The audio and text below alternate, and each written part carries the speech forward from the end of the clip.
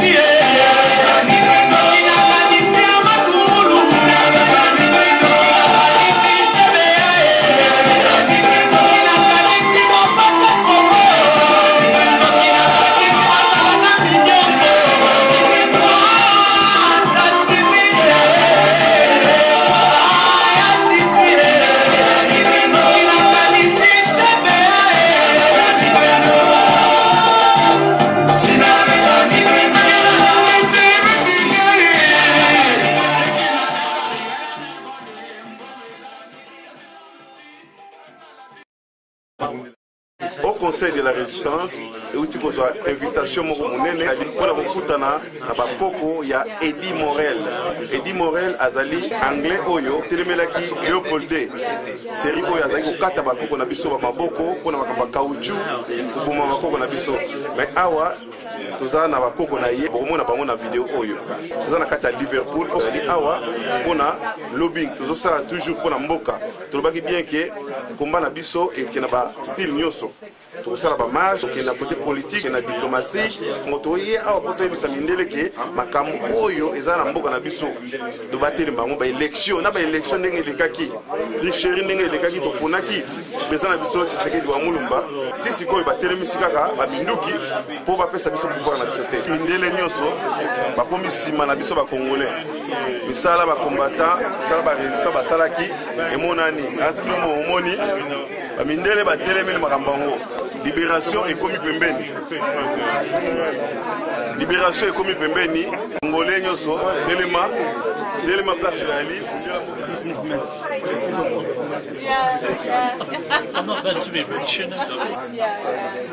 Ozali awa na Liverpool ndenge bandeko balobi ba combattant bayaki awa sur invitation ya famille ya Eddie Morel.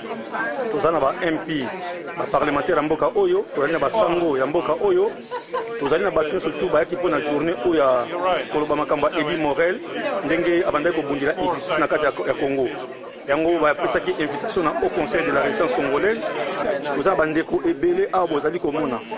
Yango toko la kisabino pe na bilili ndenge kokota na kata conférence ndenge ebandaki. Na ndenge tolobaki ke combat dans la façon ebele. Tozali na ba front militaire, front politique, lobby pe zali ko salema, tozali ko continuer toujours. Mais donc tosenga bandeko toza toujours unis. Camarade de Panzab, les héros Sabiso, Awa Tozali, pourquoi tu es à la rencontre?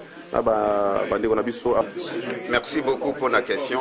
Toyawa, pour la grande journée où on va organiser qui, na occasion, il y a Eddie Morel, où il y a Télémelaki, roi Léopold D, où il y a Atika Makamouya traite de noir, et Bazako Maboko, Tabango, Matoyi, donc Bélé, pour la extraction, il y a caoutchouc rouge, parce que Makila, où ils ont Tanga, il y a un caoutchouc rouge. Mais à l'époque, il y a Télémaki Makasi à l'objet, Boutika Makamboana, Zoaki monde entier à témoin, à Komaki Naba journaux, à partir de Liverpool.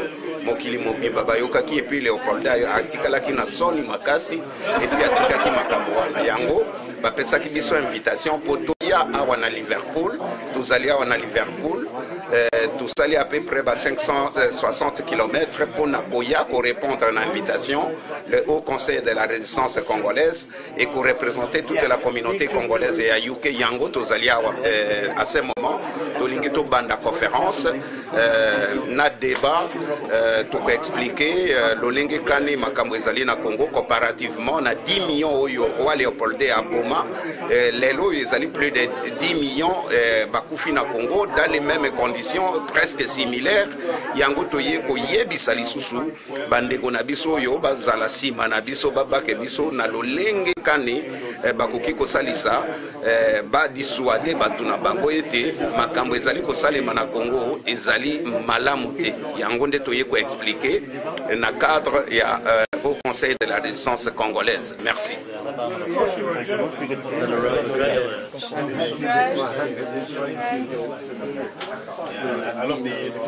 It's beautiful, isn't it? I love the colours. And Congo is so rich that it can feed, I would say, the whole Africa and the whole world.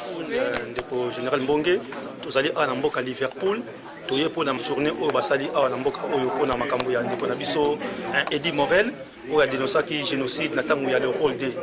Yango toye a pour biso pitolo bakino, makambo oyo salama na tango ya Léopold II, yango ekomi ko sala mape sikoyo na Congo. Génocide mo silencieux. Baza ko violer ba maman, baza ko violer bana 2 ans, bana 3 ans, bakoka 85 ans, mutu aza ko robela yango te et puis toye ko senga na British government ba stopper to be a blind support. Tout ça là qui élection na kata Congo le 28 novembre to lukaki alternative moko politique na mboka na biso Congo to voter papa Etienne Tshisekedi wa Mulumba comme président de la République au mboka mobimba bayebi kastomoni mindele bazo sanitiki basala neti au monde bayebi ke mutu aganya ki ba élection eli président Tshisekedi yango to lobby wana na cadre ya makambo oyo to continuer lobby wa ko bisa bango to lingi vérité des urnes. Kabila a échoué aux élections. Nous voulons une alternative politique dans le Nabiso. Congo est en Kimia, Congo est en développé, Congo est comme un pays industrialisé. De collaborer, on va bien un partenariat gagnant-gagnant. Bango mindele ba West bazo gagner, biso tozo gagner. Yango journal de l'autre qui awa pour na makambo ya Eddie Morel, Moussala Malamu asalaki pour na stopper génocide, injustice pendant ça na katamboka na biso.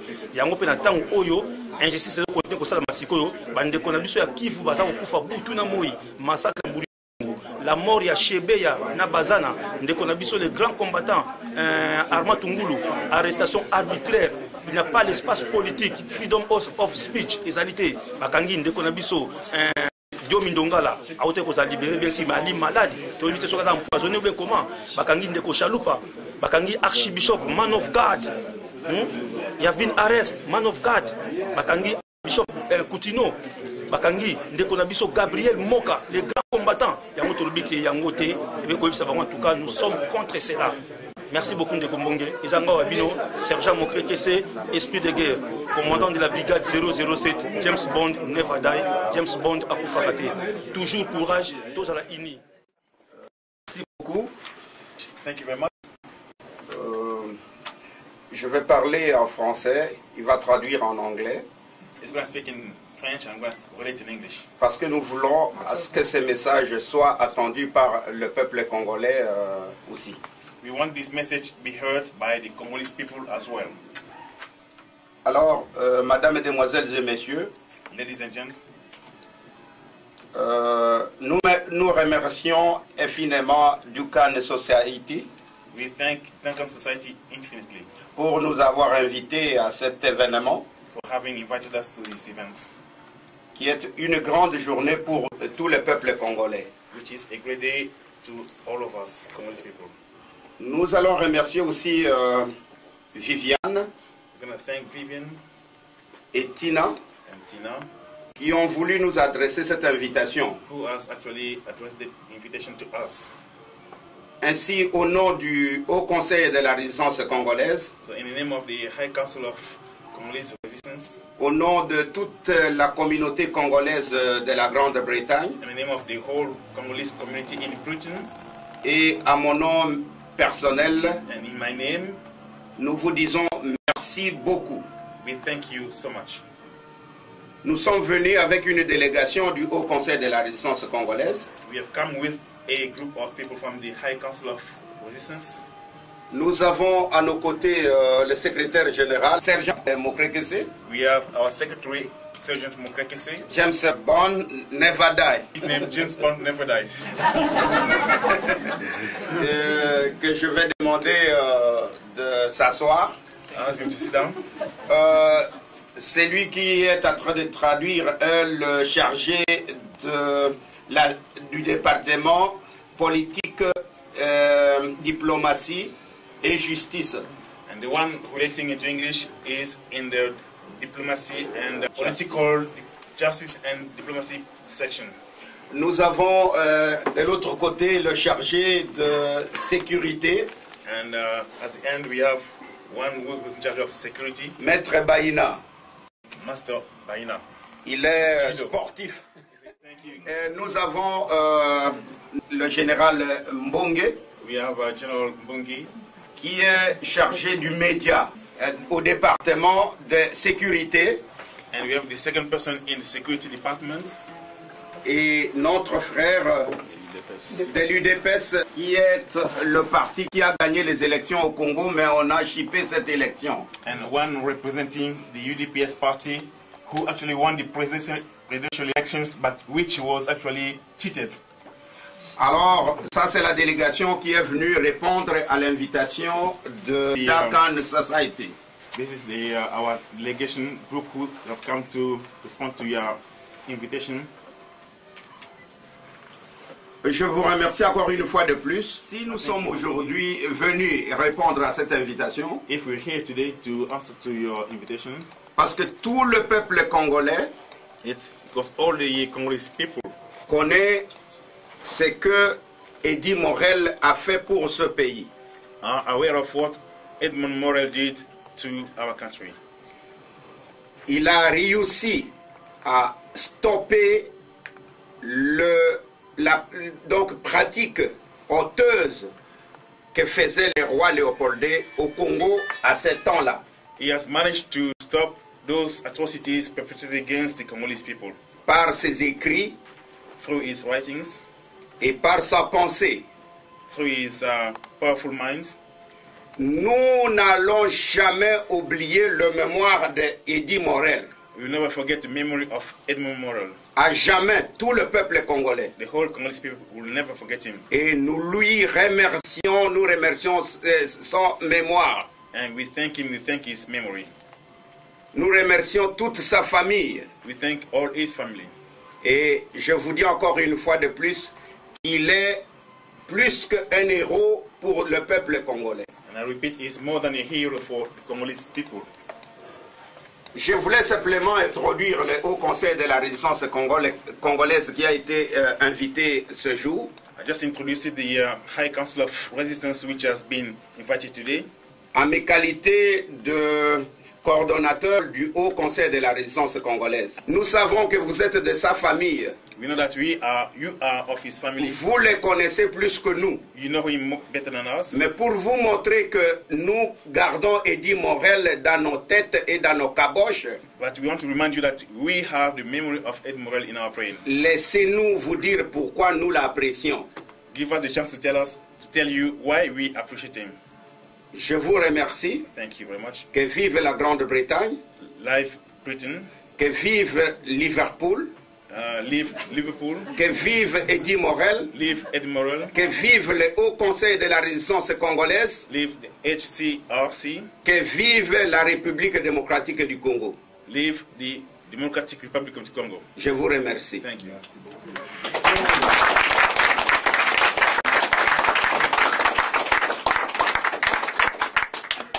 Dear Duncan Society friends, ladies and gents, distinguished invitees, and to all our friends who are today in our meeting, greetings.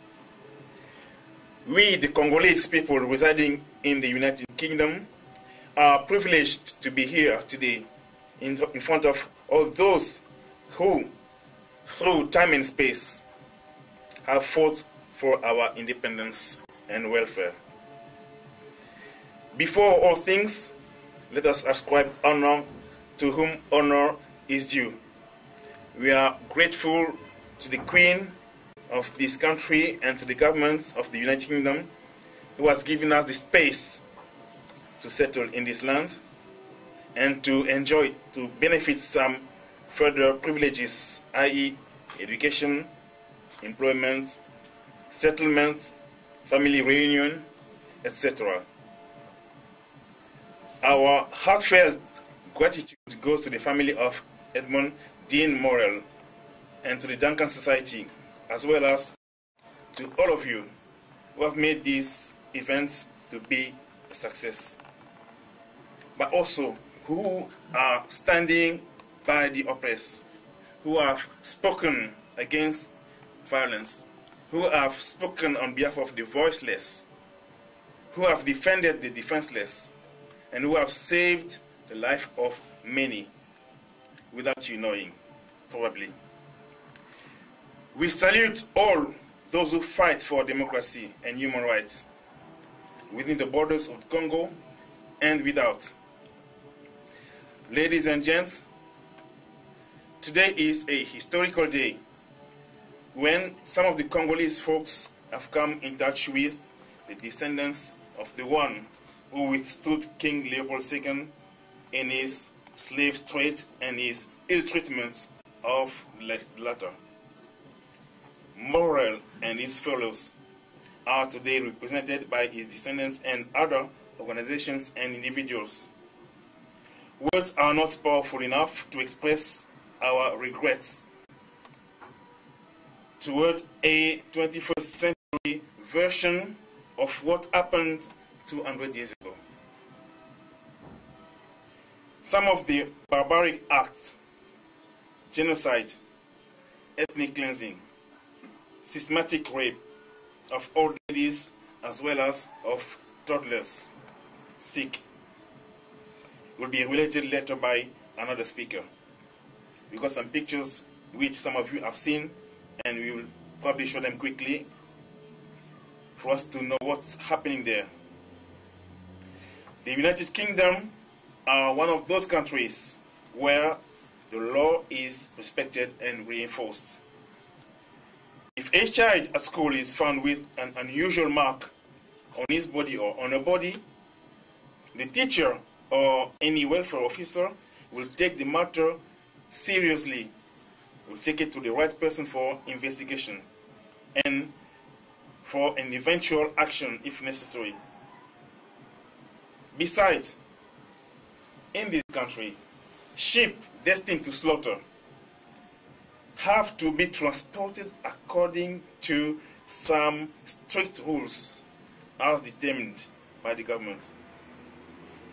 Countless animal welfare groups fight for the respectable treatment of animals and pets. We can but praise this attitude, which is very good, because they recognize the value of life and the sacredness of life.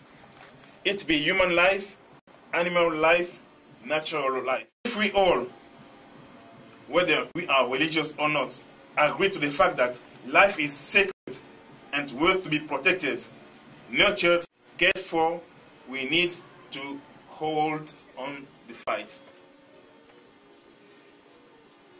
In the Congo, people are not experiencing all those benefits that we enjoy here. I give you a typical scenario. Suppose you are at home in a family of 6 kids, dad and mom, and a bunch of soldiers, 5, 6, walking, and they get hold of the father in a corner somewhere, and then they undress the mom and rape her in front of everybody, in turn, all of the soldiers in turn. And then they rape all the girls in the family. And then they walk out. How will you feel? Unfortunately, that is the treatment that the Congolese people are experiencing every now and then. Don't they have the right to life? Don't they deserve better than our cats and dogs, or even sheep, which are destined to slaughter? Nobody can speak for them. But we believe that your voice matters. Even though some people who are taking the privilege of doing whatever they want in the style of King Leopold II, we believe that capitalism is doing the same then and now. And I believe that your voice can stop the cruelty of capitalism. We are not against anybody, but we are against the abuse of human life and human rights. Your voice counts to get things to change. It might not change today, but it will change one day. But nobody has taken the courage to speak out that it is false what's happening in the Congo. Some people keep their mouths shut. Some others try to ignore the facts. And the UN, we don't know what they're doing, but they have all the facts.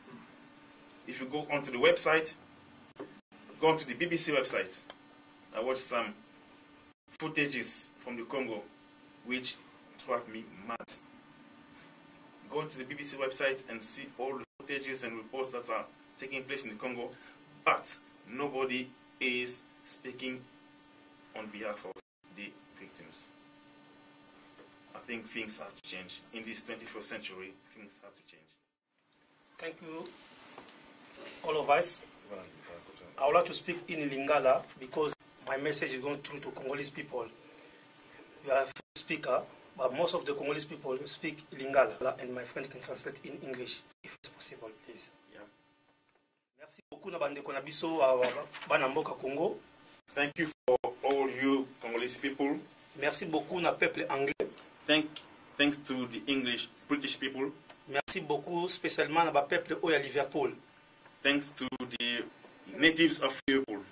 Soki na lobi boye c'est parce que Eddie Morel azali mutu oya utaki na kati ya Liverpool. Obviously, Eddie Morel is a Liverpool native.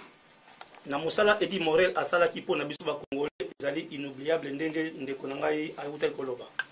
One of our fellows said that we will never forget what Eddie Morel achieved on our behalf. Posa na biso lelo ezali ete peuple anglais oyo ayebi ko respecter démocratie na liberté d'expression. Our wish is that the English people who know how to obey or respect law and democracy, ke batelema balba na British government batika ba atrocité na régime oyo mabe ezali koleka na kati ya Congo. We invite you, we challenge you to stand against this government who is condoling what's happening in the Congo. Po soki gouvernement anglais na peuple anglais batelemi po na koba na Congo ndenge Eddie Morel azalaki ko dénoncer makambo Leopold II roi ya Belgique asalaki. Because I believe that if the English people and the English government stand against what's happening, what's being perpetrated by the Congolese government, by some other capitalist organizations, as it did in the days of Morel, na banzi makambo eko changer na Congo. I believe that things will change. Soki to vali ba photo oyo bino mo bozali komona, if we have a look at those images or pictures, ezalaki na ba minde lokola biso bino obo vandi awa balobaki no na atrocité zo le kanakata Congo. It was some white people just like you who are sitting there who said no, it can't go on like this. Ba traitement oya boy ko kata bat maboko po na kopesa bango misala moko ezali forcé, ezali inhumain. This kind of treatment, chopping people's hands and giving people some terrible labor, it's inhuman. Kotika mama oya boti so otobengi mwana mwasi mama kotika ye boye ezali penza ko respecter ba mama te. Po ba mama nde ezali na respect o aboti biso, il faut to pesa bango respect mingi. Leaving a lady or a woman in this state or condition is so disgraceful. You respect ladies or women because they bear children. Pona ko violer batu lolenge boye kokata bango maboko pona bopesa ki bango musala bokati bango maboko parce que bakokite ezali malate. Simply because you have given an assignment to a slave which he couldn't actually achieve, you chop his hand, it's just out of order. ba photo ezali ebele mais toko kolakisa yango te pona temps ezali mokuse. There are so many pictures which you can show off on the data. We are limited by time. Eloko présidence congolaise na communauté congolaise ezo senga na ba mindele ndenge tozali awa batelema bayebisa ba gouvernement awa toluki changement na mboka na biso na minduki te mais toluki na nzela ba élection tolingaki moko politique et ça peaceful. What we are asking you as white people is that we want change not in a violent way, but we went through a democratic process, through a political process. We went to elections and we had our elections results, which were denied. Tolingi hypocrisie ezalate le 28 novembre 2011, peuple congolais a voté qui Etienne Tshisekedi wa Mulumba comme président de la République. On the 28th of November of last year was elected as the president of the Democratic Republic of the Congo, Etienne Tshisekedi. Yango to sengi na peuple anglais surtout na mboka Liverpool va meka ko influencer ba MP batika ko ba blind support parce que génocide ezana kati na Congo ba atrocité ezali looting ezali baza ko violer bana 2 ans na ba mama ya 85 ans ezali soni pona ba mindele. So we are asking or begging you to let MPs know that what's happening there is not worth to be a serious matter. Things have to be settled. Yango toza ko senga toza la biso so ensemble. Il n'y a pas de différence entre mundele na mutu muindu. Biso nyoso tu tobota moko tokufa kapendenge moko et puis mundele na makila moko o ezali couleur rouge. We are all one because you have red blood. You get born as we do. You get die. You die, and as we do, we can die. So we have feelings. Nzambe alobi na soto za bolingo. Aloba kite moyindo to mundele boyinana. Alobi ke ba koza na bolingo na kati na bino. Pona koza bolingo, il faut ko linga na yo loko aza ko milinga. God expect us to love each other. God didn't tell us to hate each other, but to love each other as you love yourself. Surtout peuple anglais azali peuple o atonda na bolingo mingi alaksaka bolingo na ye na mboka mobimba. And as we know, the British people have shown to be a loving people, a people of human rights. Soki totelemi ensemble na banzi makambo ko changer na Congo. I believe that if we stand shoulder to shoulder, hand by hand, things will change. Tozana posa ya batu lokola ba Eddie Morel na tango wana l'autre batu lokola ba Laurent Louis o ya gali belge a telemi pour na parlement na bango que non enough is enough makambo faut changer na Congo. We need people like Eddie Morel and like the Belgian MP Laurent Louis who stood in his parliament and said enough is enough. Things have to change. Pona kosuki sa na koba boye na Congo tolingi anglais et kozala la deuxième langue. And after I finish, I will English be the second language after Lingala. Tango biso tokozwa pouvoir. When things will change, when we get the power. Yango tokosenga pe lisusu Angleterre awa lokola Eddie Morel autaki na Liverpool pe autaki na Angleterre alobela peuple congolais anglais lingala ekozala deuxième langue na kati ya Angleterre tokosenga yango ezala ndenge wana. Lingala ekozala deuxième langue lokola Eddie Morel alobela ba congolais. So we will ask that Lingala be a second language here in Liverpool because Eddie Morel of Ed Morel who did a big thing in the Congo, so Lingala is going to be the second language here. Celle cadeau to kopesa na ba anglais po ba kanisaka biso ba congolais ndenge Eddie Morel asalaki ke so bazo ba Lingala ba bi ke non to défendaki ba congolais. Celle cadeau to kopesa na bino surtout na Liverpool ko banda ko baka Lingala sa deuxième langue ko to influencer Angleterre mobima. If we can speak Lingala here in Liverpool, that to be our way of thanking you for what Ed Morel has done. So we like Lingala to be spoken all over the place. Merci beaucoup. Thank you very much. Tous à bon. Let's be one.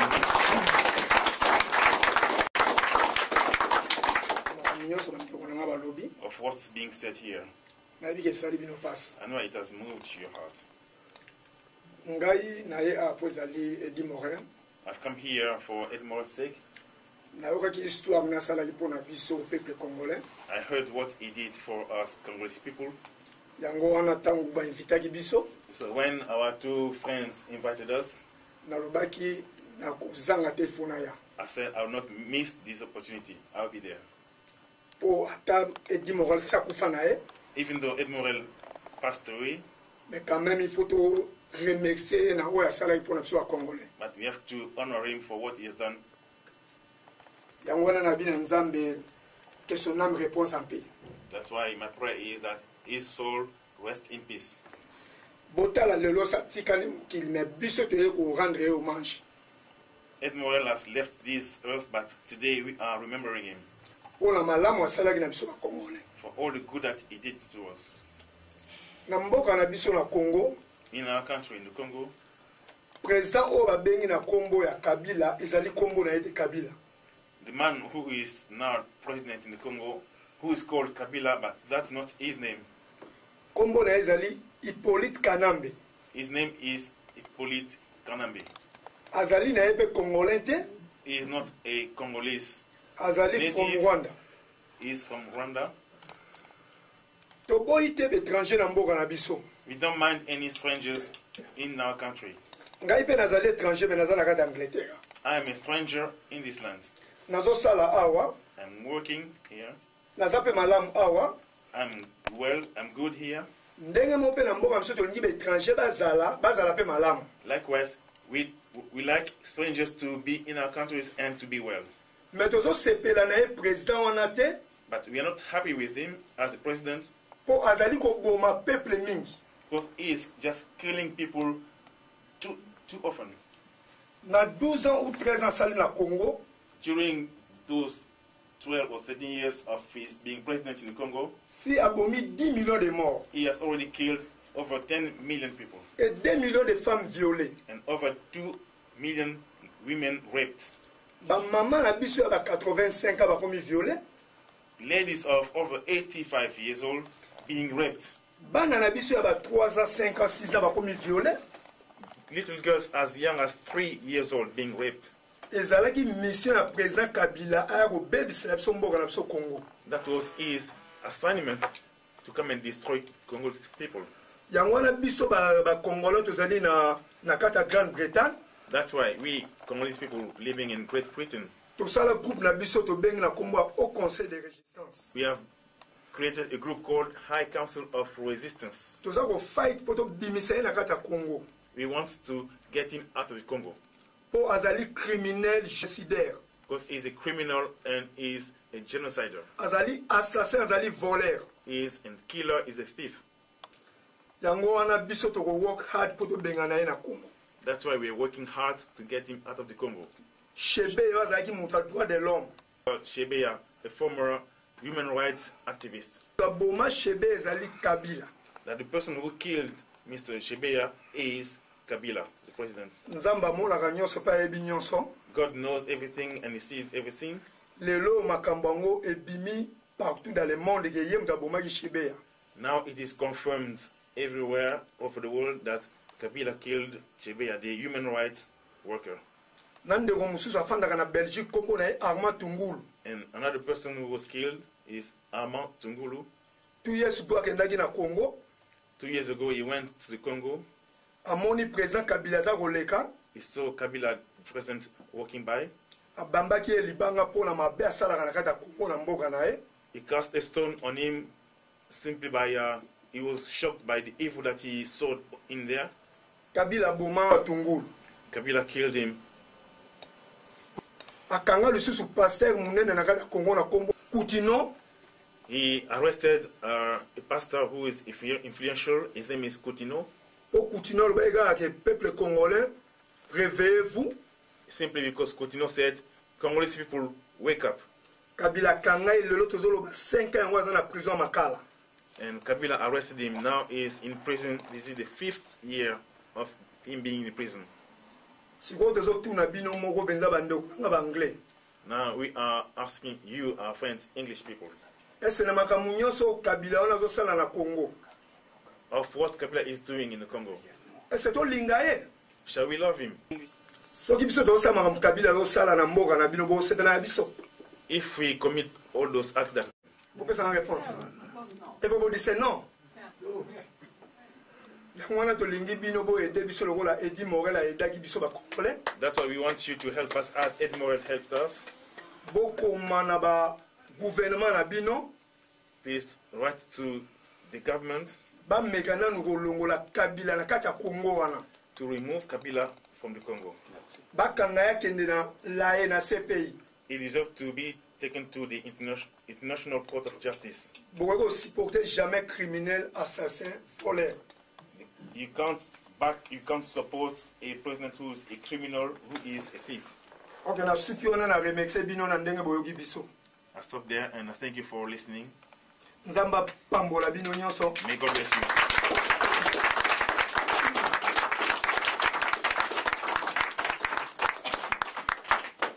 Before we go, avant qu'on parte, just one couple of things I'd like to say. Je veux dire deux choses.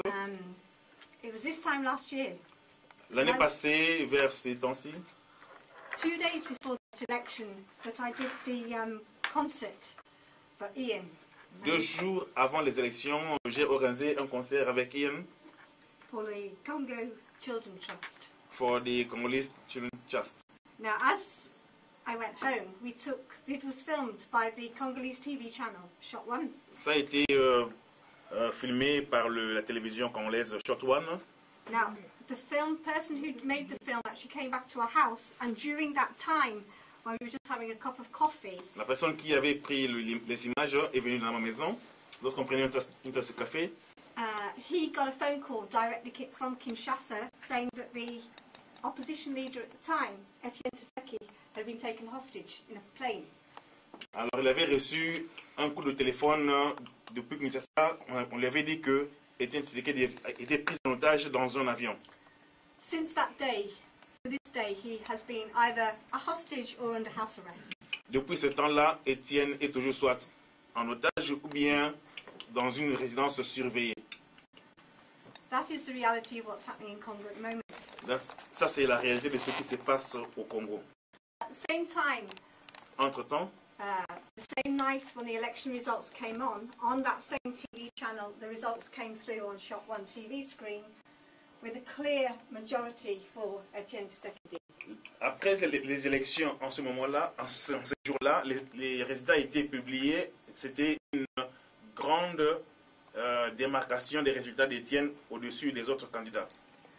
The United Nations, the Catholic Church, l'Église catholique, the Clinton Society, et run by Carter Center, all said that Etienne Tshisekedi had won that election. L'organisation Carter et tous les autres groupes étaient convaincus que Etienne avait la majorité. So why did he wait 3 weeks for the election results before saying the opposite? That is one question that all the Congolese are asking. Pourquoi ça a pris 3 semaines avant que les résultats soient déclarés et c'était le contraire de ce que tout le monde attendait? The Carter Center has said reports about papers being lost, papers being brought, children voting at the age of 6, 7, 8 years old. Kabila was paying for votes to come over from South Africa. There's evidence of all this happening and going on. On connaît les rapports des bulletins de vote qui avaient disparu, les enfants mineurs qui votaient, les bulletins déjà cochés venaient de l'Afrique du Sud et autres manipulations. I decided that I had to do something about it.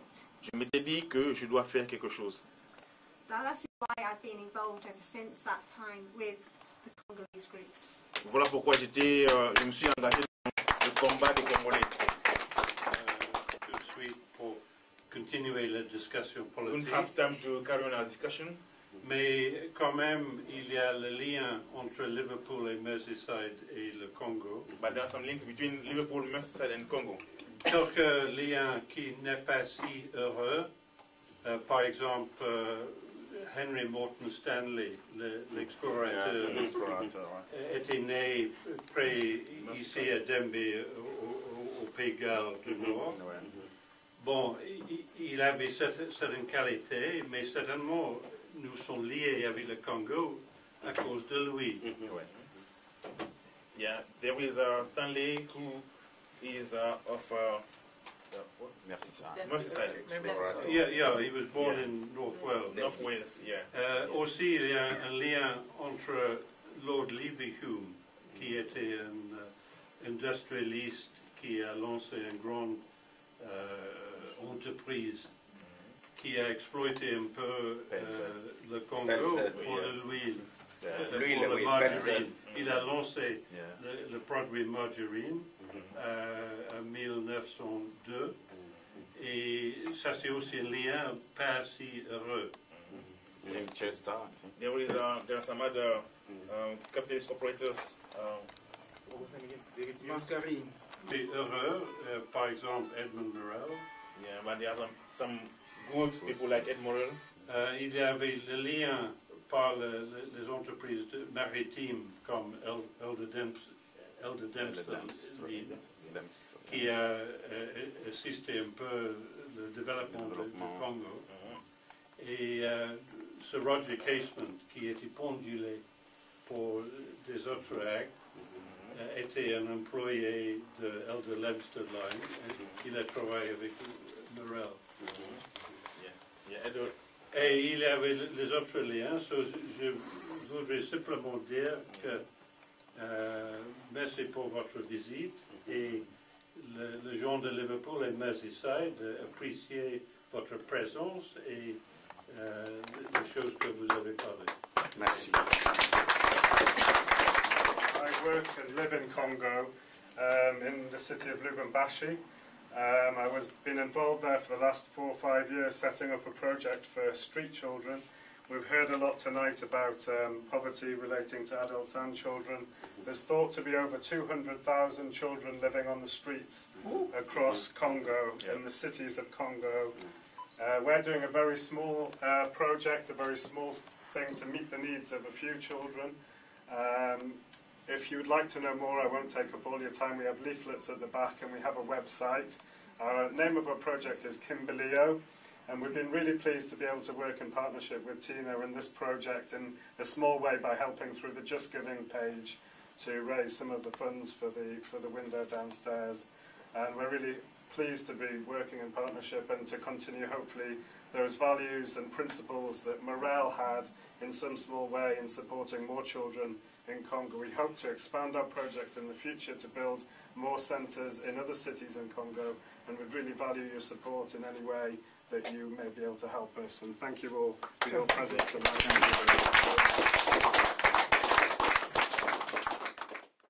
Over to Kinshasa, and he has put his foot on the line very much in sympathy with the Congolese.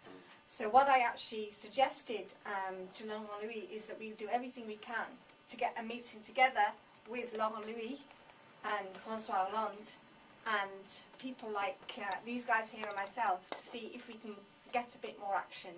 It's all right way of talking and make it very obvious that you actually are against Kabila, but you've got to make actions speak louder than words, as they say. So that was the right direction, but it's a small direction.